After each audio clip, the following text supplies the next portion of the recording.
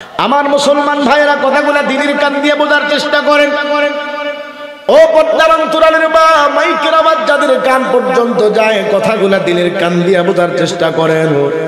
বৃদ্ধ বাবাজিরা কথাগুলা দিনের কান দিয়ে বোঝার চেষ্টা করেন। দেখেন অবস্থাটা কি হয়ে গেল। আল্লাহর বান্দা ছেলে মানুষ, সবচাইতে বড় মাছ যেটা, এটা বাড়ির মধ্যে নিয়ে গিয়ে মেয়েকে দিয়ে দিল। মেয়েটাকে দেওয়ার পর ডাক দিয়া বলে, মা আজকে তোদের বাসর রাত, জামাইকে নিজ হাতে রান্না করে তুই খাওয়াবি, নিজ হাতে মাছটা কাটবি। আল্লাহর বান্দি যখন মাছ কাটার জন্য রেডি হয়ে গেছে, এত বড় একটা মাছ যখন আল্লাহর বান্দি কেটেছে, মাছের পেট থেকে ওই নবী সুলাইমানের আংটিটা চকচক চকচক করে বের হয়ে গেল। জোরে বলা যায় না সুবহানাল্লাহ। এ কিশোরগঞ্জের মুসলমানেরা কথাগুলো দিনের কান দিয়ে বুঝতে হবে। এ পর্দার অন্তরালের মা, মাইকের আওয়াজ যাদের কান পর্যন্ত যায়, সবাইকে বলি কথাগুলো দিনের কান দিয়ে বোঝার চেষ্টা করেন। যুবকেরা কথাগুলো দিনের কান দিয়ে বোঝার চেষ্টা করো। জেলের বেচারা, জেলের মেয়ে এবার মনে মনে চিন্তা করলো, হায় আমার বাবা তো একজন ছেলে মানুষ। মানুষেরা মেয়েরা বাসর ঘরের মধ্যে স্বামীকে কত কিছুই না দেয়। কেউ স্বর্ণের আংটি দেয়, কেউ স্বর্ণের চেন দেয়। যাকে আল্লাহ যেমন সামর্থ্য দিয়েছে, বাসর রাতের মধ্যে স্বামীকে মানুষ গিফট করে। আমি তো একজন ছেলের মেয়ে, আমার স্বামীকে আমি বাসর রাতের মধ্যে কি দিব? আল্লাহ পাকের পক্ষ থেকে যে একটা আংটি আমার কাছে চলে এসেছে, আজকে বাসর রাতে আমার স্বামীকে এই আংটিটা আমি পরিধান করায় দিব। আস্তে কোন সুবহানাল্লাহ। আর একজন হলো হযরতে পয়গম্বর সুলাইমান। কথা বলেন না সুবহানাল্লাহ। হযরতে সুলাইমান সারা পৃথিবীর বাদশাহী ছিলেন, বাদশা হয়েছেন। পয়গম্বর সুলাইমান সারা পৃথিবীর বাদশাহী পেয়েছেন। উনি বিবাহ করবেন। সুবহানাল্লাহকে জোরে বলেন। বিবাহ করা সুন্নাত। বলেন বিবাহ করা কি? রাসূল বলেছেন বিবাহের যুবক ভালো করে শোনো। মাইকের আওয়াজ যাদের কান পর্যন্ত আছে, যুবকেরা আমার আওয়াজ যারা শুনছো ভালো করে শোনো। বলে বিবাহ করার আগ পর্যন্ত ঈমান অর্ধেক থাকে। কথা বলেন ঈমান কি পরিমাণ থাকে? অর্ধেক। বলে বিবাহ যখন হয়ে যায়, বলে ঈমান পরিপূর্ণ হয়ে যায়। সুবহানাল্লাহ জোরে বলেন। এজন্য বিবাহ করার মাধ্যমে ঈমান পরিপূর্ণতা অর্জন করে। এজন্য বিবাহ করার সময় 4টা গুণ দেখতে হবে। কয়টা গুণ? জোরে বলেন। 4টা গুণ। হযরতে সুলাইমান আলাইহিস সালাম উনি সারা পৃথিবীর বাদশা, উনি বিবাহ করবেন। মন্ত্রী সভার সমস্ত লোকদেরকে ডাকলেন, এই আমার মন্ত্রী সভার লোকেরা তোমরা চলে আসো। হযরতে সুলাইমানের কাছে চলে আসছে, বলছে আমি নবী সুলাইমান বিবাহ করব। যেমন তেমন মেয়েকে বিবাহ করব। মেয়ের মধ্যে 4টা গুণ থাকতে হবে। দেখো দেশের মধ্যে এই 4 গুণওয়ালা মেয়েকে কোথায় পাওয়া যায়? মেয়ের মধ্যে দিনদারি থাকতে হবে, মেয়েটা সুন্দর হতে হবে, মেয়েটা আমানতদার হতে হবে, মেয়ের বংশটাও ভালো হতে হবে। দেখো দেশের মধ্যে কোথায় খবর। হযরতে সুলাইমান যখন এলান করে দিলেন, 6 মাস টাইম দিলেন। কয় মাস? কথা বলেন কয় মাস? বা 3 মাস? 3 মাস বা 6 মাস টাইম দিয়ে দিলেন। খোঁজা শুরু করো, আমি নবী সুলাইমান বিবাহ। আমার কিশোরগঞ্জের মুসলমানরা কথাগুলো দিনের কান দিয়ে বোঝার চেষ্টা করেন। এ পর্দার অন্তরালের মা, কথাগুলো দিনের কান দিয়ে বোঝার চেষ্টা করেন। দেখেন অবস্থাটা কি হয়ে গিয়েছিল ওই সময়। হযরতে পয়গম্বর সুলাইমানের খবর শোনার পর বিভিন্ন লোকেরা বিভিন্ন জায়গার মধ্যে এলান শুরু করে দিয়ে দিল। কেউ এরকম ভাবে বাজারের মধ্যে এলান করে দিল পয়গম্বর সুলাইমান বিবাহ করবেন। কেউ এরকম ভাবে গ্রামের মধ্যে এলান করে দিল। কেউ শহরের মধ্যে এলান করা শুরু করে দিল। কেউ মুচিপাড়ার মধ্যে এলান শুরু করে দিল। কেউ মাস্টার পাড়ার মধ্যে এলান শুরু করে দিল। কেউ এরকম ভাবে মাঝি পাড়ার মধ্যে এলান শুরু করে দিল। সারা দুনিয়ার মধ্যে এলান শুরু হয়েছে পয়গম্বর সুলাইমান তিনি বিবাহ করবেন। এরকম ভাবে একজন আল্লাহর বান্দা, জেলে মানুষ, নদীর মধ্যে মাছ মারতেছে। আল্লাহর বান্দার কানের মধ্যে চলে আসলো নবী সুলাইমান বিবাহ করবেন। এ মুসলমান আল্লাহর গোলাম, ও পর্দার অন্তরালের মা, যুবক ভাইরা, বৃদ্ধ বাবাজিরা কথাগুলা দিনের কান দিয়া বোঝার চেষ্টা করেন।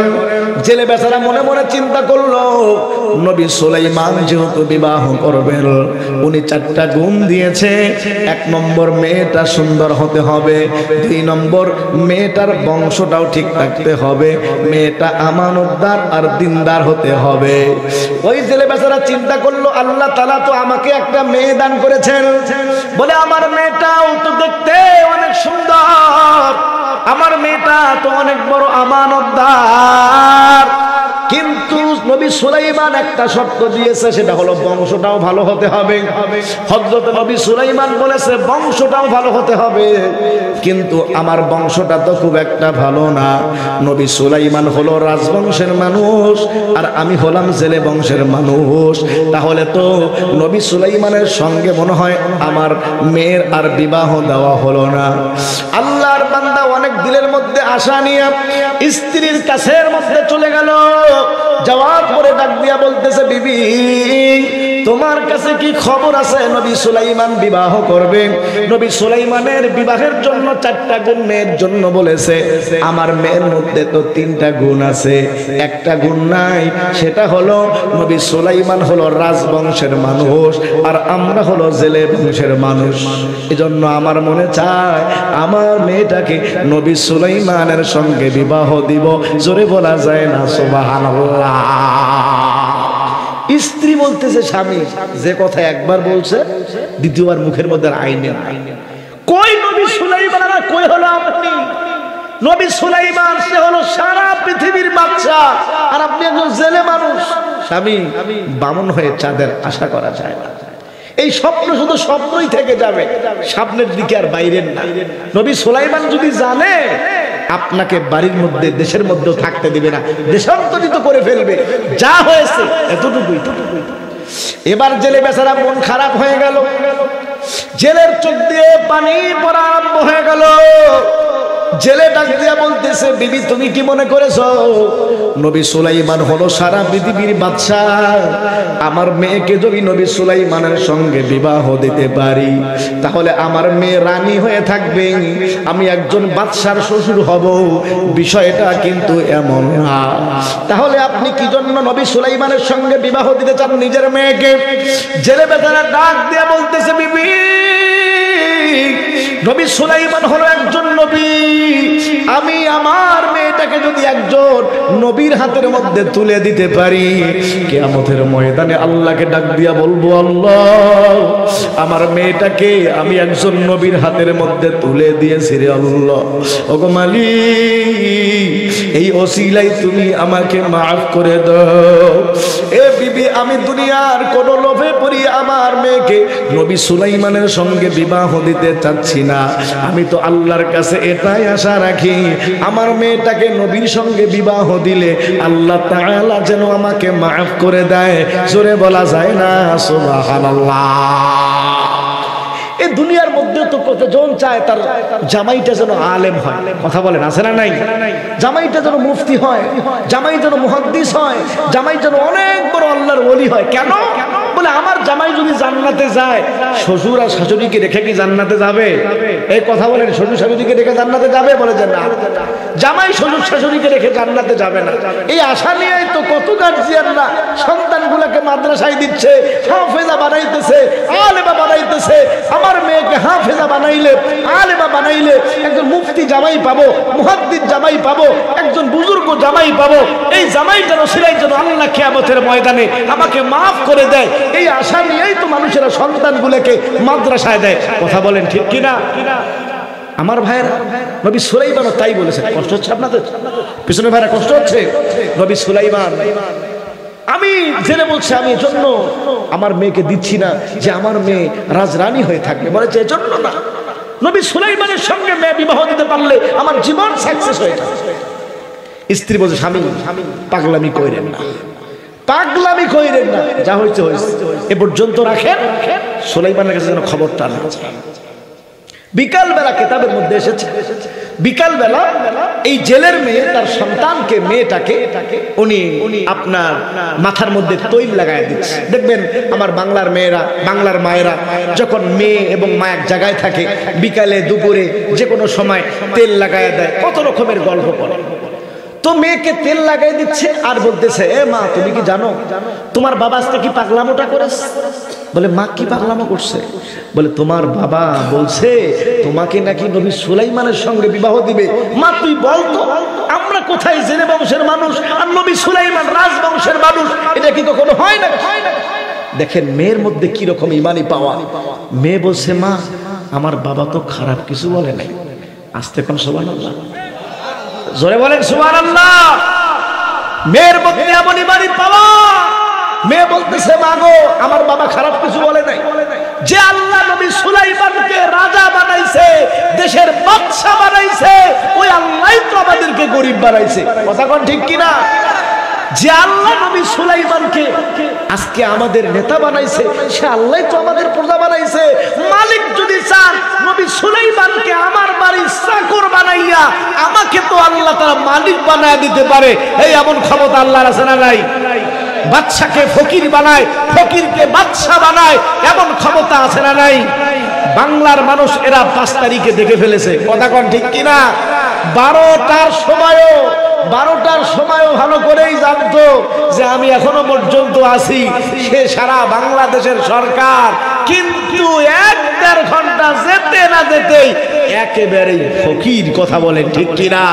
সব হারায়া দেশের মধ্যেও থাকতে পারলো না, পালায়া যেতে বাধ্য হয়েছে। কথা কোন ঠিক কিনা? আমার ভাইয়েরা, আল্লাহ তাআলা চাইলে সবকিছু হতে পারে। বাংলার মানুষের এটা নিজ চোখে দেখেছে। কথা কোন ঠিক কিনা? কথা কষ্ট হচ্ছে আপনাদের? চিন্তা করছেন কেন? আমার বাবার নিয়ত তো খারাপ। যেই মেয়ে এ কথা বলছে, মা এমন জোরে গালের মধ্যে ঠাস করে চর মারছে, মেয়ে দূরের মধ্যে গিয়ে পড়ছে। বাপ যেরকম মেয়েও সেরকম, বাপ যেরকম মেয়েও সেরকম। এই বামন হয়ে চাঁদের আশা করা যায় না। খবরদার আর মুখের মধ্যে নিবি না, তোর বাবার মতো হয়েছে। এবার মেয়ে ডাক দিয়া বলতেছে মা তুমি কি মনে করেছো আমি নবী সুলাইমানের স্ত্রী হয়ে আমি একজন রাজরানী হয়ে থাকবো? বলে যে না মা, এজন্য না, আমি তো এজন্য নবী সুলাইমানের বিবি হতে চাই। কিয়ামতের ময়দানে আল্লাহ তাআলাকে বলতে পারবো যে আল্লাহ তোমার একজন নবীর বিবি হয়ে নবীর খেদমত করার মতো আমি সুযোগ পেয়েছিলাম। বলেন না সুবহানাল্লাহ। এবার মেয়েটা ডাক দিয়া বলতেছে মা আমি নবী সুলাইমানের কাছে চিঠি লিখবো। ও নবী সুলাইমান, আপনি যেই 4টা গুণওয়ালা মেয়ে চেয়েছিলেন, যেই 4 গুণের মধ্যে 3টা গুণ তো আমার মধ্যে আছে, একটা গুণ হয়তো আমার মধ্যে নাই। এই জন্য নবী সুলাইমান মন খারাপ করার কোনো কারণ নাই, চিন্তার কোনো কারণ নাই। আপনি যদি আমাকে স্ত্রী হিসাবে গ্রহণ করে নেন, তাহলে আমি কখনোই কষ্টের সময় দুঃখের সময়ও আপনাকে ফেলে কখনোই আমি চলে যাব না। ও নবী সুলাইমান, আপনি যদি অসুস্থ হয়ে যান, আপনার খেদমত করতে যদি আমার জীবনটা পর্যন্ত দিতে হয়, তাও আমি দিয়ে দিব, আপনার খেদমত আমি করব। আপনি আমাকে স্ত্রী হিসাবে গ্রহণ করে আপনার খেদমতের সুযোগ নিয়ে দেন। এ কথা বলে মেয়েটা নবী সুলাইমানের কাছে চিঠি লিখলো আর বলল মা গো, প্রত্যেকটা নামাজের পরে আল্লাহর কাছে 2টা হাত তুলে আমি দোয়া করব। আল্লাহকে বলবো আল্লাহ নবী সুলাইমানের বিবি বানাইয়া নবীর খেদমত করার আমাকে সুযোগ দান করে দাও। বলা যায় না সুবহানাল্লাহ? এ মুসলমানেরা, ও পর্দার অন্তরালের মা, মাইকের আওয়াজ যাদের কান পর্যন্ত যায়, কথাগুলা দিনের কান দিয়া বোঝার চেষ্টা করো। যুবকেরা দেখো অবস্থা কি হয়ে গেল। নবী সুলাইমান আলাইহিস সালামের কাছে এই ছেলের মেয়ে চিঠি পাঠায়া দিয়েছে। নবী সুলাইমানের ওই চিঠির বক্সের মধ্যে চিঠি জমা হয়ে গেছে। 6 মাস হয়ে গেল। নবী সুলাইমান আবার মন্ত্রিসভার সব লোকদেরকে ডাকছে, ডেকে বলতেছে আমার মন্ত্রিসভার লোকের একটা দায়িত্ব দিলাম বউ খোঁজার জন্য। তোমরা একটা বউ বাই করতে পারলা না, একটা মেয়ে বাই করতে পারলা না, কি করো? কোন মেয়ের সন্ধান পাইছো? বলে বাদশা জাহাপানা কেমনে আপনার কাছে মেয়ে দেয় বলেন তো? আপনি হলেন সারা পৃথিবীর একজন বাদশা, আবার আপনি একজন নবী। আপনার কাছে কেমনে মেয়ে মানুষ দেয়? যেই সামনের মধ্যে আসে সেই তো পেছনে ভয় পেয়ে পেছনের মধ্যে পালিয়ে যায়, আগাইতে পারে না। কেমনে আপনার কাছে মেয়ে বিবাহ দেবে? তবে নবী সুলাইমান একটা বহুত আশ্চর্য ঘটনা ঘটে গেছে। বলে কি ঘটনা ঘটলো? বলে একজন জেলের মেয়ে, সামান্য জেলের মেয়ে, যেখানে রাজা বাদশা এত টাকাওয়ালা ধনী লোকেরা বিবাহের প্রস্তাব দেওয়ার সাহস পেল না, কিন্তু একটা জেলের মেয়ে আপনার কাছে বিবাহের প্রস্তাব দিয়েছে। নবী সুলাইমান নবী মানুষ তো, উনি আবার একজন বাদশা, ওনার কাছে একটু লাগছে যে একটা জেলের মেয়ে আমার কাছে বিবাহের প্রস্তাব দিল, এটা কোনো কাজ হলো না। জেলের মেয়ে আমার কাছে প্রস্তাব দিল, নবী সুলাইমানের কাছে খুব একটা পছন্দ হয় নাই। আল্লাহ তাআলা বলে, এই নবী সুলাইমান, বাদশাহী কিন্তু আমি তোকে দিয়েছি, এই জন্য আমার দেয়া বাদশাহী পেয়ে সামান্য একজন জেলের মেয়ে হওয়ার কারণে তুমি তাকে খারাপ ভাবছো, নিজেকে বড় মনে করেছো, অহংকারী তোমার মধ্যে আছে, তাহলে তোমার বাদশাহী আমি রাখবো না, তোমার বাদশাহী আমি খতম করে দেব। আল্লাহু আকবার জোরে বলেন। তোমার বাদশাহী আমি রাখবো না, তোমাকে শিক্ষা দেওয়ার জন্য। কিন্তু নবী সুলাইমান কিন্তু ভুল করেন। শরীয়তের একটা মাসালা হলো কুফু মিল রাখা, যে আপনি ছেলেটা যে বংশের বিবাহ করবে, মেয়েটা দেখতে হবে বংশ ঠিক আছে। তো নবী সুলাইমান এইদিকে লক্ষ্য রাখছে, আমি যেহেতু বাদশা, কোনো বড় লোকের মেয়ে আমার সঙ্গে বিবাহের প্রস্তাব দিবে যাতে করে কুফু মিল থাকে। তো নবী সুলাইমান সেই দিকে খেয়াল রেখে উনি একটু খারাপ লাগছে, কিন্তু আল্লাহর কাছে নবী হিসাবে এরকম ব্যবহার আল্লাহর কাছে পছন্দ হয় নাই। আল্লাহ বলে বাদশাহী থাকবে না। দেখেন নবী সুলাইমানের বাদশাহী কেমনে খতম হয়ে যায়। বলবো নাকি থাকবে? পিছনে বারা বলেন, বলবো না থাকবে? নবী সুলাইমানের একজন, কোন কোন বর্ণনার মধ্যে আছে বান্দি, কোন কোন বর্ণনার মধ্যে আছে এরকম ভাবে বাদী। তো নবী সুলাইমানের একজন বাদী ছিল, একে নবী সুলাইমান আল্লাহ তাআলা তাকে একটা আংটি দিয়েছিলেন, যাকে বলা হয় সুলাইমানি আংটি। আমরা অনেকেই জানি, যারা ফকিরি কাজ করে, কবিরাজি কাজ করে, তারা ভালো করে জানে সুলাইমানি আংটিটা এত দাম, এটার তার এমন পাওয়ার এটার, যে জিনরা এই সুলাইমানি আংটিকে অনেক ভয় করে। নবী সুলাইমানকে আল্লাহ তাআলা বলেছিলেন, তোমার যে সারা পৃথিবীর বাদশাহী কিন্তু এই আংটির ভিতরে, যতদিন পর্যন্ত আংটি থাকবে বাদশাহী থাকবে, আংটি যদি হারায় ফেলো তাহলে কিন্তু বাদশাহী খতম হয়ে যাবে, এজন্য সাবধান, আংটি যেন কোনোদিন না হারায়। তো নবী সুলাইমান বাথরুমে যখন যাইতেন, যদি দামি আংটি বাথরুমের মধ্যে উনি নিয়ে যেতেন না, উনি তার বান্দিকে দিয়ে যেতেন। এইদিকে একটা দুষ্ট জিন, অনেক দিন থেকে আসা, ও পৃথিবী চালাবে, ও ক্ষমতা চালাবে, ও খালি সুযোগ বুঝে আছে যে কখন এরকম ভাবে আংটিটা নেওয়া যায়। আল্লাহ তাআলা জিনদেরকে এই ক্ষমতা দিয়েছে, এরা যে কোনো আকৃতি ধারণ করতে পারে, যে কোনো আকৃতি এ ধারণ করতে পারে। তো নবী সুলাইমান আলাইহিস সালাম যখন বাথরুমে ঢুকে গেছে, বাথরুমে ঢুকছে, এইদিকে শয়তান সে নবী সুলাইমানের রূপ ধরে ওই বাদীর কাছে গেছে। বাদীর কাছে গিয়ে বলতেছে, আমার আংটি আমাকে দাও। বাদী তো চিনতে পারে নাই, হুবহু নবী সুলাইমানের মতো দেখা যায়, এজন্য উনি কি করলেন, বলে ঠিক আছে আংটিটা নাও। আবার শয়তানে কথা বললো, এই আমার মতো দেখতে নব্য সুলাইমানের কিন্তু আবির্ভাব হয়ে গেছে, সে কিন্তু যে কোনো সময় আমার কাছে গোপন খবর চলে আসছে, যে কোনো সময় কিন্তু হামলা করতে পারে, আমার উপর আক্রমণ করতে পারে, দেশ দখল করতে পারে, এজন্য সাবধান, সে কিন্তু আসলে নবী সুলাইমান না, সে কিন্তু শয়তান। কথা বলেন তো, কথা বলতেছে কি?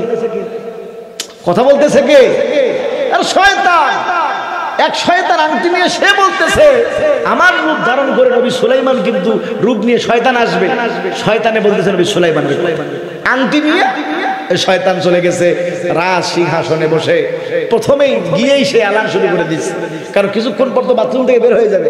ও বলছে, আমার দেশের লোকেরা, মন্ত্রী সভার লোকেরা গোপন সূত্রে আমার কাছে খবর চলে এসেছে, আমার এই ক্ষমতাকে কেড়ে নেওয়ার জন্য চক্রান্ত চলছে। দেখেন না শয়তানের কথা বলে, শয়তানের কথা বলেন ঠিক কিনা? শয়তান তো কথা বলে শয়তানের, আমার এই ক্ষমতাকে ছিনিয়ে নেওয়ার জন্য গোপন চক্রান্ত চলতেছে। কিছুক্ষণের মধ্যে আমি গোপন খবরে জানতে পেরেছি, আমার মতো দেখতে সে কিন্তু রাজদরবারের মধ্যে ঢুকে যাবে, তোমরা সবাই সোচ্চার থাকবে। ও কিন্তু আসলে নবী সুলাইমান না, ও কিন্তু শয়তান, আসলে আমি হলাম নবী সুলাইমান। নাউজুবিল্লাহ জোরে বলেন। নবী সুলাইমান আলাইহিস সালাতু ওয়াস সালাম বাথরুম থেকে বের হলেন, এসে তার বান্দি আমেনাকে বললেন, আংটি দাও। বান্দি একবার নবী সুলাইমানের চেহারার দিকে তাকায়, একবার মাটির দিকে তাকায়, একবার একবার চেহারার দিকে তাকায়, একবার মাটির দিকে তাকায়, বলে ও কিছুক্ষণ আগে তো নবী সুলাইমান বলে গেল তার মতো একজন দেখতে হুবহু রূপ নিয়ে আসবে, সে হলো শয়তান। আপনি মনে হয় সেই শয়তান। নাউজুবিল্লাহ জোরে বলে, তা আপনি সেই শয়তান। নবী সুলাইমানের তো মাথা ঘুরেছে, কয় বাথরুমে ঢুকলাম, বের হলাম, আমাকে শয়তান বলতেছে। কিছু যদি না বোঝেন রাজদরবারে একটু ঢোকেন, শয়তান তো আগে থেকে এলান করেছে এখনই চলে আসবে, সব ভালো করেই জান। নবী সুলাইমান রাজদরবারের মধ্যে যখন ঢুকছে, শয়তান এলান করে দিল এই তো আসতেছে আসতেছে রূপসধারী শয়তান। এজন্য তোমরা ওকে যেখানে পাবা সঙ্গে সঙ্গে ওকে মেরে ওকে তোমরা রক্তাক্ত করে ফেলবা। শয়তান হুকুম দিয়ে দিল। দেশের মানুষেরা বুঝলো না, দেশের মানুষেরা চিনলো না, মন্ত্রিসভার লোকেরা বুঝলো না যে আসলে শয়তান বসে আছে আর নবী সুলাইমান নিচের মধ্যে আছে। দেশের মানুষেরা না বুঝে শয়তানের কথা শুনে নবী সুলাইমানকে এমন ভাবে রক্তাক্ত করে দিল, নবী সুলাইমানকে রক্তাক্ত করে বেহুশ বানায়া বলে নদীর কিনারার মধ্যে ফেলে দিয়ে আসছে। জোরে বলেন নাউজুবিল্লাহ। এই কথাটা অনেক দিন আগে থেকে আমি বলেছিলাম।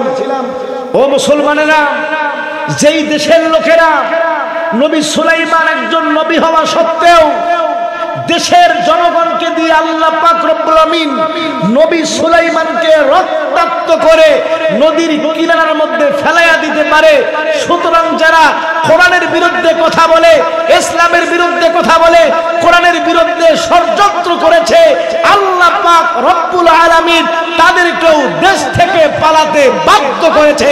কথা বলেন ঠিক কিনা? শিক্ষা দিতে হবে সব জায়গা থেকে। নবী সুলাইমানের ইতিহাস থেকে শিক্ষা দিতে হবে। নবী সুলাইমান নবী হওয়া সত্ত্বেও যেরকম দেশের জনগণের মাধ্যমে রক্তাক্ত হয়েছিল, এর তো সুযোগ হয় নাই। একটা কন্যা থাকলে বোঝা যাইতো। কথা বলেন ঠিক কিনা? আর দুইটা কন্যা থাকলে বোঝা যাইতো অবস্থাটা কি হয়ে যেত। আল্লাহ হেফাজত করেছেন।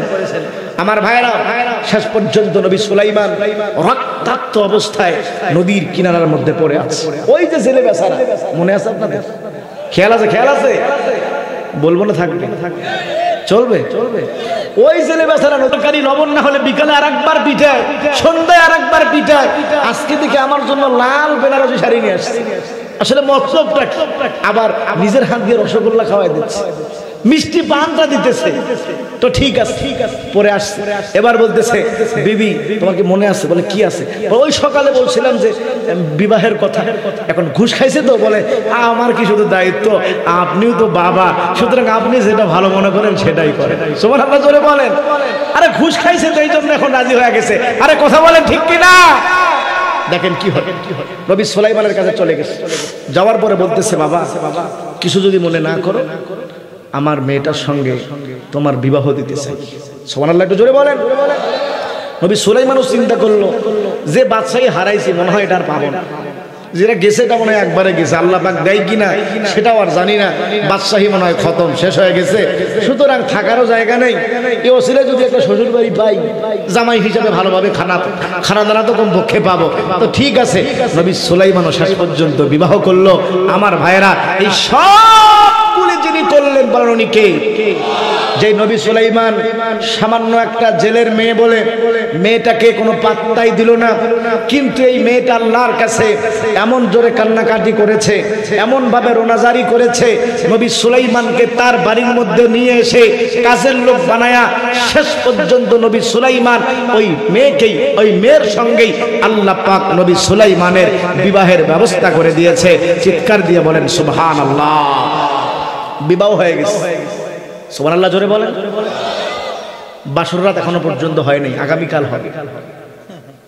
আগামীকাল হবে, আজকে হয়নি। বলবো সামনে বলবো। পেছনের বাইরে কি বলে? কষ্ট হচ্ছে মনে হয়। দেখেন কি হয়, অবস্থা কি হয়ে গেছে। এতদিন পর্যন্ত ছিল কর্মচারী আর শ্বশুর, কর্মচারী এবং মালিক। এখন তো জামাই আর শ্বশুর। কথা বলেন ঠিক কিনা? এখন কি করলো? অন্যদিন তো ডাক্তার এদিকে এদিকে এদিকে হুকুম করতো, আজকে তো জামাই হয়ে গেছে, আগের মতো আর ব্যবহার করতে পারে না। জামাই শ্বশুর মাছ ধরার জন্য চলে গেছে। আমার ভাইরা, কিতাবের মধ্যে এসেছে নবী সুলাইমান যখন জামাই হয়ে গেল আর মাছ ধরার জন্য নদীর মধ্যে চলে গেছে, দেখেন অবস্থা কি হয়ে গেছে। এইদিকে দেশ চালাইতেছে শয়তান। শয়তান এই 6 মাসে দেশের অবস্থা 12:30 বাজায় ফেলছে, সব এলোমেলো হয়ে গেছে, দেশ সব কিছু তছনছ করে ফেলেছে। মানুষরা পর্যন্ত বাধ্য হয়েছে দেশে যে আছে এ মানুষ নাকি শয়তান। নবী সুলাইমান যেই জায়গার মধ্যে বসতেন, পাশের মধ্যে যে জিন তাকে এরকম ভাবে ছায়া দিত, প্রহরী হিসেবে থাকতো আসিফ বিন বারখিয়া। এই আসিফ বিন বারখিয়া চিন্তা করলো, দেশের মধ্যে এত অরাজকতা কেন, মারামারি কাটাকাটি হানাহানি কেন, দেশের দ্রব্যমূল্যের দাম এত বাড়তেছে কেন, মানুষ এত বিপর্যস্ত অবস্থার মধ্যে কেন? আসলে এখানে যে বসে আছে এ কি আসলে নবী সুলাইমান নাকি কোনো বেশধারী? এটা আমাকে লক্ষ্য করতে হবে। উনি লক্ষ্য করে দেখতেন, হায় সর্বনাশ, এ তো যে বসে আছে নবী সুলাইমান, তো শয়তান। কারণ শয়তান তো শয়তানকে চেনে। এই কথা বলেন ঠিক কিনা? এক জিন তো আর এক জিনকে চিনবে। ও তো দেখে, হায় এ তো নবী সুলাইমান না, এ তো বেশধারী। সঙ্গে সঙ্গে হাতটা ধরে ফেলছে আর বলছে, কিরে 6 মাস থেকে এগুলি করছো, তাই না? 6 মাস থেকে এগুলি করছো, দেশের 12:30 বাজায় ফেলছো, মানুষের অবস্থা, দেশের হালচাল সব নষ্ট করে দিয়েছো, এগুলি করছো এই 6 মাসে। হাতটা ধরে ফেলছে। শয়তান তো বুঝতে পেরেছে, হায় আমার সর্বনাশ, এখন তো আমাকে তো রিমান্ডে নিবে, এই জন্য আমাকে আর থাকা যাবে না। ও সঙ্গে সঙ্গে মারছে একটা দৌড়, বাতাসের সঙ্গে মিশে গেছে। ও তো জানে আংটি যদি আমার হাতে থাকে তাহলে তো বাতাসের সঙ্গে আমি মিশতে পারবো না। এজন্য সে কি করলো, আংটিটা সমুদ্রের মধ্যে, নদীর মধ্যে ফেলে দিয়ে শয়তান হাওয়ার সঙ্গে মিশে গেল। ওকে আর পাওয়া গেল না। এই আংটিটা নদীর একটা বড় মাছ খেয়ে ফেলল। আল্লাহু আকবার জোরে বলেন। আল্লাহ পাক আগে বলেছিলেন, আংটি যার কাছে থাকবে সারা পৃথিবীর মানুষ, সারা পৃথিবীর জিন ইনসান, সারা পৃথিবীর এরকম সবকিছু তার জন্য পাগল পারা হয়ে যাবে। এই আংটি যখন সমুদ্রের বড় একটা মাছ খেয়ে ফেললো, সমস্ত মাছগুলি এই মাছটার মহব্বতে আর প্রেমে হাবুডাবু খেয়ে তার পেছনে ছোটা শুরু করে দিয়ে। আস্তে কোন সুবহানাল্লাহ। এইদিকে জামাই শ্বশুর মাছ ধরার জন্য গেছে নদীর মধ্যে। আজকে তো আর অন্য দিনের মতো বলতে পারে না, একটু ইতস্ত লাগে। জামাই মানুষ তো, নতুন জামাই, একদিন হয় বিবাহ হয়ে গেছে, রাত্রে তাদের বাসর ঘর হবে মেয়ের সঙ্গে। এখন জামাই শ্বশুর মিলে নদীর মধ্যে জাল মারছে। কিতাবের মধ্যে এসেছে জামাই শ্বশুর দুইজনে মিলে যখন আজকে বিবাহের পর নদীর মধ্যে জাল মারছে, বলে 70 নৌকা মাছ একদিনের মধ্যে পেয়ে গেছে। সুবহানাল্লাহ। জেলে এবার বাড়ির মধ্যে এসে বউকে বলতেছে, স্ত্রী জানো কি হয়েছে? বলে কি হয়েছে? বলে ছেলেটার মধ্যে এত বরকত, মেয়েকে বিবাহ দিলাম, একদিনের মধ্যে 70 নৌকা মাছ পেয়ে গেলাম। অমনি বউ বলতেছে, ছেলের মধ্যে এত বরকত যদি আগে জানতাম তাহলে 6 মাস আগে তো বিয়ে দিত। দেখেন মেয়ের অবস্থা কেমন, মহিলাদের অবস্থা কেমন। সকালে এক কথা বলে, বিকেলে আর এক কথা বলে। এই ছেলের মধ্যে যে এত বরকত আগে যদি জানতাম আপনাকে বলতেও দিতাম না, গোপনে আমি বিয়ে দিয়ে দিতাম। শেষ পর্যন্ত অবস্থা কি হয়ে গেল, জেলে বেচারা অনেক মাছ ধরছে, মাছের মধ্যে বড় একটা মাছ ছিল, যেই মাছটা আংটি খেয়ে ফেলেছে। জেলে বলছে, আজকে এই মাছটাকে আমি বিক্রি করব না, সব বিক্রি করব। এই মাছটা আজকে আমার নতুন জামাইকে, আমার মেয়েকে বলবো নিজ হাতে কাটবি, ফ্রাই করবি, রান্না করবি, জামাইকে খাওয়াবি। এই নিয়ত করে মাছটা বাড়ির মধ্যে নিয়ে গেল। জোরে বলেন না সুবহানাল্লাহ। আমার মুসলমান ভাইয়েরা কথাগুলা দিনের কান দিয়ে বোঝার চেষ্টা করেন। ও পর্দার অন্তরালের মা, মাইকের আওয়াজ যাদের কান পর্যন্ত যায়, কথাগুলা দিনের কান দিয়ে বোঝার চেষ্টা করেন। বৃদ্ধ বাবাজিরা কথাগুলা দিনের কান দিয়ে বোঝার চেষ্টা করেন। দেখেন অবস্থাটা কি হয়ে গেল। আল্লাহর বান্দা ছেলে মানুষ, সবচাইতে বড় মাছ যেটা, এটা বাড়ির মধ্যে নিয়ে গিয়ে মেয়েকে দিয়ে দিল। মেয়েটাকে দেওয়ার পর ডাক দিয়া বলে, মা আজকে তোদের বাসর রাত, জামাইকে নিজ হাতে রান্না করে তুই খাওয়াবি, নিজ হাতে মাছটা কাটবি। আল্লাহর বান্দি যখন মাছ কাটার জন্য রেডি হয়ে গেছে, এত বড় একটা মাছ যখন আল্লাহর বান্দি কেটেছে, মাছের পেট থেকে ওই নবী সুলাইমানের আংটিটা চকচক চকচক করে বের হয়ে গেল। জোরে বলা যায় না সুবহানাল্লাহ।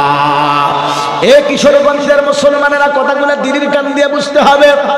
এ পর্দার অন্তরালের মা, মাইকের আওয়াজ যাদের কান পর্যন্ত যায়, যায় সবাইকে বলি কথাগুলো দিনের কান দিয়ে বোঝার চেষ্টা করেন। যুবকেরা কথাগুলো দিনের কান দিয়ে বোঝার চেষ্টা করো।